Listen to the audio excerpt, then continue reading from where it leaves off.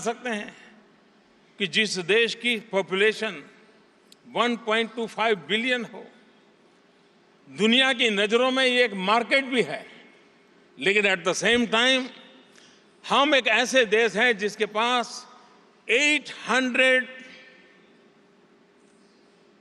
Million 35 से नीचे की उम्र के नौजवान है। हिंदुस्तान आज एक युवा देश है। इस युवा शक्ति के पास सामर्थ्य भी है।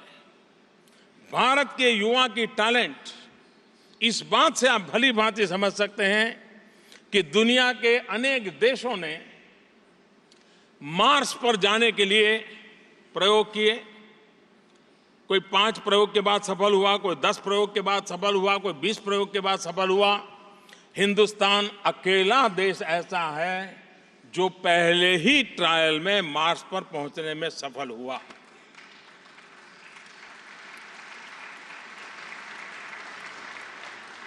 लेकिन अब ज्यादा ताली एक और बात पर आपको बजानी पड़ेगी, और वो ये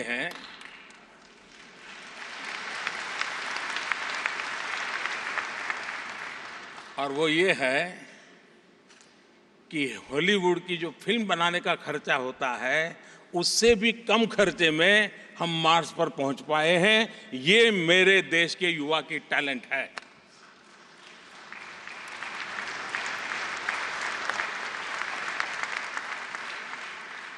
human resource development, skill development, ये हमारी प्राथमिकता है। स्किल इंडिया, और हम उस न्यू इंडिया की ओर देखते हैं जहां मैं जॉब सीकर तैयार करना नहीं चाहता हूं।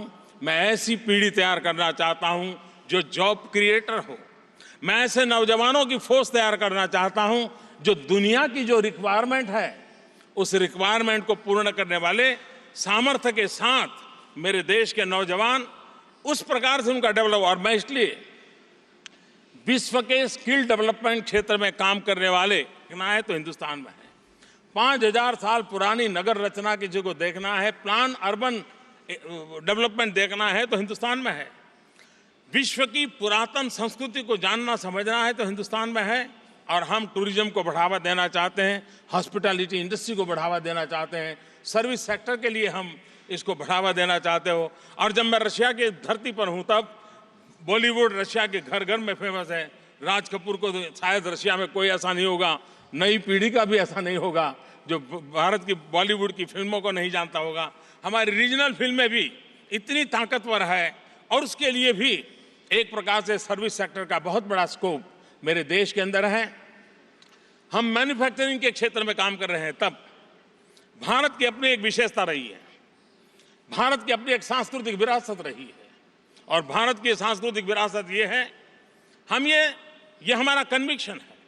5000 साल पुराने जो शास्त्र हमारे यहाँ मौजूद है, वेद के नाम से जो जानते हैं, उसमें एक वेद अथर्ववेद पूरी तरह नेचर को डेडिकेटेड है, पर्यावरण को डेडिकेटेड है। 5000 साल पहले लिखा गया, और उन इथोस को लेकर के हम चल रहे हैं। और इसलिए पर्यावरण की रक्षा हम ये मान करके चलते हैं, exploitation of the nature is a crime. ये हमारे चिंतन का हिस्सा है, और इसलिए हम एक्सप्लॉइटेशन ऑफ नेचर उसको स्वीकार नहीं करते। हम मनुष्य को मिल्किंग ऑफ द नेचर से ज्यादा हमें हक नहीं है। और इसलिए हम हमारे मैन्युफैक्चरिंग सेक्टर में जीरो डिफेक्ट, जीरो इफेक्ट। जब मैं कहता हूं जीरो डिफेक्ट, बेंचमार्क हमारे ग्लोबल होने चाहिए ताकि उसमें कोई डिफेक्ट ना हो, उस प्रकार का हमारा निर्माण हो।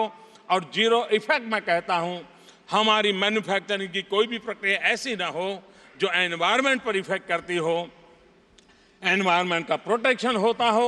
उन बातों को लेकर के हम कर रहे हैं। और आपको जानकर के खुशी होगी, हिंदुस्तान में आज जो ट्रेडिशनल एनर्जी के सोर्सेज है, उस प्रकार काम से ज्यादा रिन्यूएबल एनर्जी के क्षेत्र में इन्वेस्टमेंट हो रहा है। हमने 2022 में 175 गीगावाट रिन्यूएबल एनर्जी, और उसमें भी मैं न्यूक्लियर को नहीं गिनता हूं, हम solar, wind, biomass, hydro 175 gigawatt, ये कितना बड़ा टारगेट है, दुनिया को एक बहुत बड़ा न्योता है, क्योंकि हम पर्यावरण की रक्षा को लेकर के एक जिम्मेवारी के साथ काम करने वाले देश के रूप में आगे बढ़ रहे हैं। और ये हमारा सदियों पुराना कमिटमेंट है। जब दुनिया में ग्लोबल वार्मिंग की इतनी चर्चा भी नहीं थी और न ही कभी पेरिस एग्रीमेंट हुआ था, मैं गुजरात का मुख्यमंत्री था और कई वर्षों पहले गुजरात के मुख्यमंत्री के रूप में Gujarat was the 4th government in the world कि जिसने अलग क्लाइमेट डिपार्टमेंट बनाया था एनवायरमेंट प्रोटेक्शन के लिए। तो मेरा हम लोगों का ये कमिटमेंट है और उस कमिटमेंट को लेकर के हम आगे चल रहे हैं। और इसलिए अभी हमने एलईडी बल्ब के द्वारा एनर्जी सेविंग 40 करोड़ यानी करीब करीब 400 मिलियन एलईडी बल्ब घर घर पहुंचाने की दिशा में सफल किया है और उसके कारण थाउजेंड्स ऑफ मेगावाट एनर्जी को हमने बचाया है, जो मानव जात को पर्यावरण की रक्षा में काम आने वाला है। मैं समझता हूं कि जिन विषयों को मैं आज आपके सामने प्रस्तुत कर रहा हूं, दुनिया में और समस्याएं बहुत हैं, उन सारी समस्याओं की मैं चर्चा नहीं कर रहा हूं, लेकिन मैं आप सबको निमंत्रण देता हूं। 125 करोड़ का देश आपको निमंत्रण देता है, विश्व का चिर पुरातन देश आपको निमंत्रण कर रहा है। आर्थिक विकास के लिए, आपका नसीब अजमाने के लिए, विकास के लिए स्काई इज द लिमिट, उस भाव के साथ मैं फिर एक बार आपको निमंत्रण देता हूं। और मैं राष्ट्रपति पुतिन का हृदय से बहुत आभारी हूं कि उन्होंने मुझे आप सबके बीच आकर के भारत की बात बताने का अवसर दिया। बहुत बहुत धन्यवाद।